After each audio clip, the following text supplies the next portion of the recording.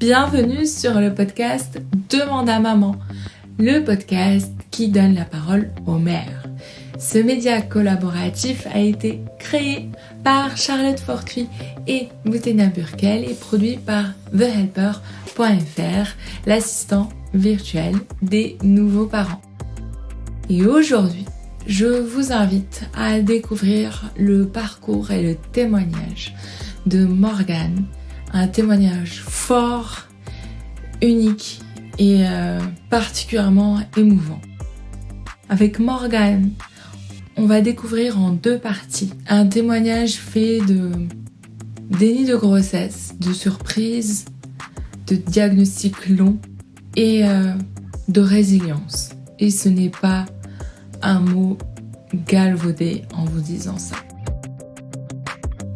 Sur ces 2 épisodes, on va accompagner, écouter et soutenir Morgane. Je la remercie infiniment pour son partage et je vous laisse l'écouter et pourquoi pas nous partager vos propres expériences grâce à son témoignage.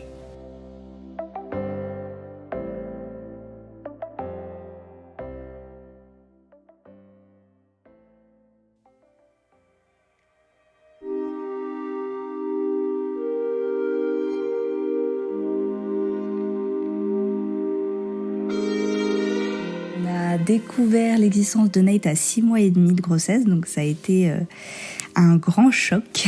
J'ai fait un déni de grossesse et puis c'est vrai que c'était pas du tout prévu.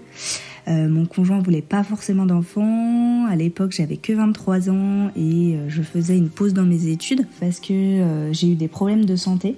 Je suis tombée dans les TCA, donc c'est les troubles du comportement alimentaire. D'abord dans l'anorexie mentale, donc j'ai été hospitalisée une première fois pendant 3 mois et demi en 2016.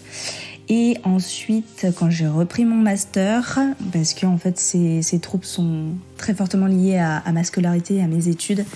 Donc quand j'ai commencé un master en finance en alternance, je me suis mis beaucoup de pression et je suis tombée de l'autre côté de la maladie dans la boulimie non vomitive.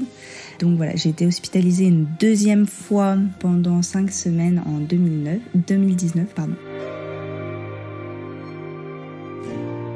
Et donc voilà, donc c'était pas du tout prévu, j'ai arrêté mes études et voilà, on a appris plus tard, en décembre 2019, que j'étais enceinte de mon petit garçon Nate. Alors forcément, ça a été un grand choc pour nous. Après, on a plutôt bien réagi et puis de toute manière, il fallait s'occuper très vite de la fin de grossesse avec trouver une maternité qui voulait bien m'accueillir, chercher des modes de garde, faire mes rendez-vous médicaux. Ça a été vraiment une grossesse en accéléré, en sachant en plus que notre petit garçon est arrivé 1 mois à l'avance. Donc voilà, consciemment, j'ai été enceinte 1 mois et demi et ça a été très rapide.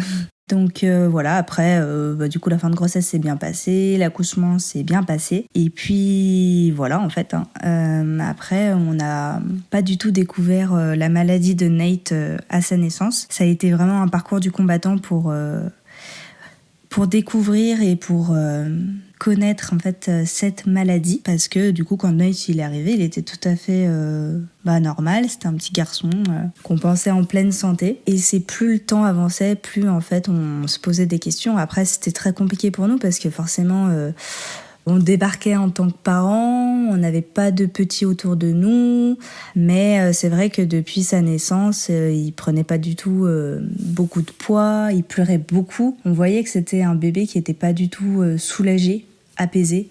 Il était inconfortable, mais c'est difficile quand c'est un tout petit. De toute façon, jusqu'à 3 mois, en gros, les médecins nous disent que c'est normal qu'un enfant pleure.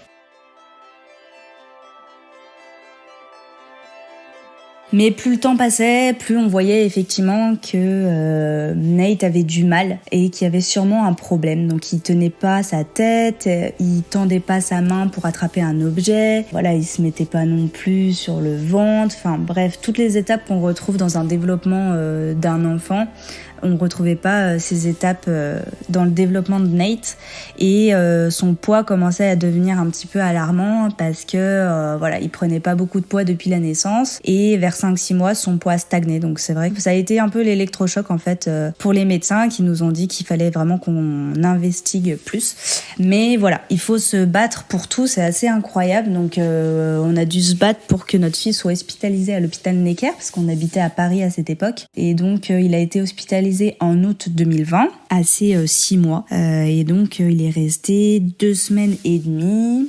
Il a d'abord eu une sonde nasogastrique pour qu'il prenne du poids. Et puis ensuite, on a enchaîné de nombreux rendez-vous et d'examens médicaux pour essayer de trouver ce que Nate avait.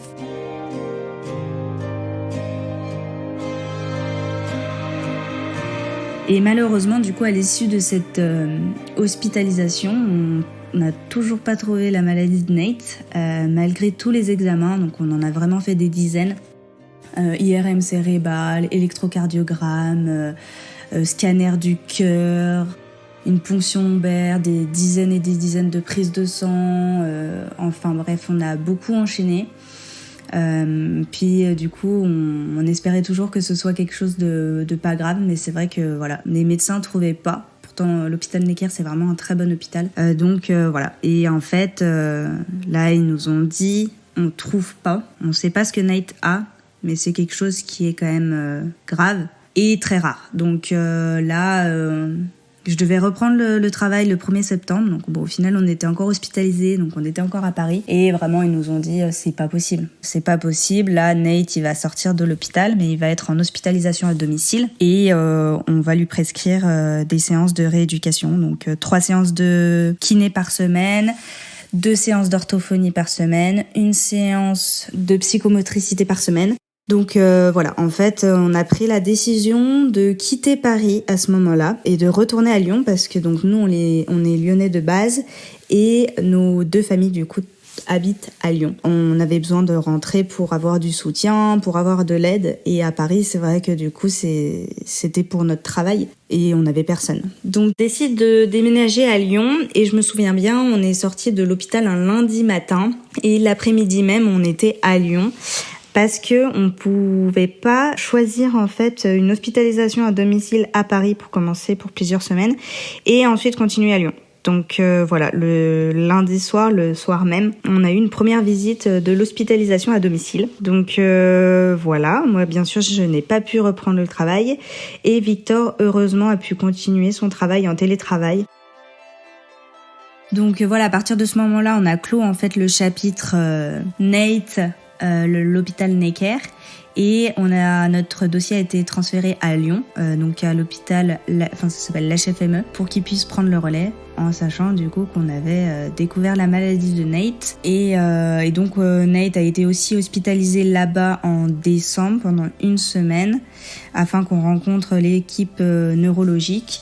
Et il a eu la grippe, le pauvre, il a eu la grippe et en fait, il avait toujours la sonde nasogastrique à ce moment-là. Et donc, il s'étouffait et malheureusement, vu qu'il n'est pas capable de manger seul, on a dû l'emmener à l'hôpital pour qu'il soit perfusé. Et entre-temps, on a rencontré aussi l'équipe de neuro parce qu'on savait que dans tous les cas, il serait suivi en neuro à l'HFME. Donc ça nous a permis de rencontrer un petit peu l'équipe dans un premier temps et de faire un peu connaissance avec ce service parce qu'on savait qu'on allait passer beaucoup de temps. Donc ça n'a pas été simple toute cette histoire. Pour parler un peu plus en détail de la maladie, donc c'est une maladie génétique qui va toucher la thyroïde. Donc la thyroïde, c'est vraiment essentiel au bon fonctionnement du corps. Dans ce syndrome, en fait, le corps produit la thyroïde, donc la T3 et la T4, mais c'est au niveau d'un transporteur thyroïdien, donc c'est au niveau du gène MCT8. C'est donc ce transporteur qui ne fonctionne pas. Donc la T3 ne va pas monter au cerveau et la T4, quant à elle, elle est produite en trop grande quantité et donc le corps est comme empoisonné. Donc les personnes touchées par ce syndrome présentent une hypotonie importante, une hypotonie en fait de l'axe central et une hypertonie des membres, que ce soit les jambes et les bras. Elle présente également du coup une déficience intellectuelle, une diminution de la masse musculaire, un faible poids parce que ce sont des personnes qui se dépensent énormément et qui ont des mouvements anormaux. Donc ça s'appelle la dystonie. Donc il y a les formes en fait sévères de cette maladie qui d'ailleurs est la forme la plus fréquente, environ 2/3, et qui induisent du coup une situation de polyhandicap, donc avec une hypotonie axiale sévère, une absence de marche et une absence de langage. Donc plus concrètement, Nate aujourd'hui il a 21 mois. Mais son cerveau n'a quasiment pas évolué depuis ces 4 mois. Donc il va pas se retourner, il ne fait pas du 4 pattes, il ne s'assoit pas, il ne marche pas, il ne parle pas. Et il a beaucoup de douleurs liées en fait à sa maladie génétique. C'est un bébé qui a besoin d'être porté énormément, environ 2/3 du temps. Ce qui est quand même super physique et fatigant, parce qu'il va... bientôt sur ses 10 kilos, enfin il vient d'atteindre les 9 kilos, donc voilà, ça commence à faire lourd. Nate aussi, du coup, il a donc un retard moteur très important et il a aussi des troubles de l'alimentation. Donc il a eu une sonde nasogastrique pendant 7 mois et demi et il a été opéré en mars 2021. Il a été opéré, donc il a désormais une gastrostomie et il a aussi une intervention anti-reflux qui s'appelle un Nissen parce qu'il avait des reflux internes extrêmement douloureux. Donc il souffrait vraiment au quotidien. Donc voilà, depuis cette opération, il souffre moins. Donc ça fait vraiment du bien et ça fait vraiment chaud au cœur. Et depuis, voilà, c'est vrai qu'on peut augmenter la quantité délivrée. Donc il prend plus de poids maintenant et il est plus confortable. Donc ça c'est vraiment super. Mais ce qui est dingue encore une fois, c'est que voilà, il a fallu vraiment se battre corps et âme pour avoir cette opération parce que les médecins ne trouvaient pas que c'était une priorité, alors que nous on savait que Nate souffrait au quotidien et qu'en plus dès qu'on essayait d'augmenter la dose, il avait des reflux encore plus importants et il vomissait. Donc c'était vraiment compliqué au quotidien. Mais voilà, pendant 4 mois, on s'est acharné pour qu'il soit hospitalisé et opéré. Et depuis, quand même, il est plus confortable. Donc voilà, c'est un combat de tous les jours. On se sent souvent seul face à toutes nos interrogations et à ce combat, mais voilà, il faut se battre et bien sûr qu'on fera tout pour notre fils et on est prêt à déplacer des montagnes pour lui. Donc voilà, et aussi Nate, du coup, il a un énorme trouble du sommeil, malgré en fait une aide médicamenteuse. Donc voilà, en moyenne, il se réveille 5 fois depuis sa naissance. Il y a des fois des réveils qui sont très très longs, qui peuvent durer 2 heures, 2 heures et demie. Il a besoin des bras, dès qu'on essaie de le poser, il se réveille. Voilà, il a un sommeil qui est vraiment pas réparateur, très agité. Il va tout de suite se réveiller, bouger. Donc ça, c'est extrêmement fatigant aussi. Mais heureusement, on est 2. On alterne les réveils, heureusement. Et mais du coup, pour toutes ces raisons, c'est vrai que Nate demande une présence très très particulière. Et notre quotidien, il a profondément été chamboulé et compliqué. Pour l'instant, j'ai jamais pu reprendre le travail. Donc voilà, je perçois en plus pas de salaire depuis parce que j'avais un statut qui était très particulier à Paris. J'étais salariée mais d'un petit contrat et puis ensuite j'étais à mon compte. Donc on est en train d'attendre toujours les démarches administratives. Donc on a rempli un dossier qui s'appelle le dossier MDPH. En avril dernier, on n'a toujours pas de nouvelles. Mais bon, j'espère qu'on aura bientôt des nouvelles. Mais voilà, donc c'est pas facile tous les jours. Nate, il a été extrêmement hospitalisé. Depuis janvier, il était en hôpital de jour toutes les 2 semaines. Et donc pour faire des prises de sang, pour regarder notamment donc ses taux au niveau de la thyroïde. Et puis aussi on a eu énormément de rendez-vous à l'hôpital pour la rééducation pédiatrique pour que Nate ait du matériel spécialisé avec une chaise spécialisée, un matelas spécialisé. C'est pas toujours des réussites malheureusement pour Nate, c'est assez compliqué, il tolère très mal toutes ces choses, mais voilà, on essaye qu'il soit le plus confortable possible au quotidien et puis on essaye de le poser le plus possible parce que voilà, il a besoin des bras tout le temps, mais c'est vrai que c'est très fatigant et très contraignant à la fois.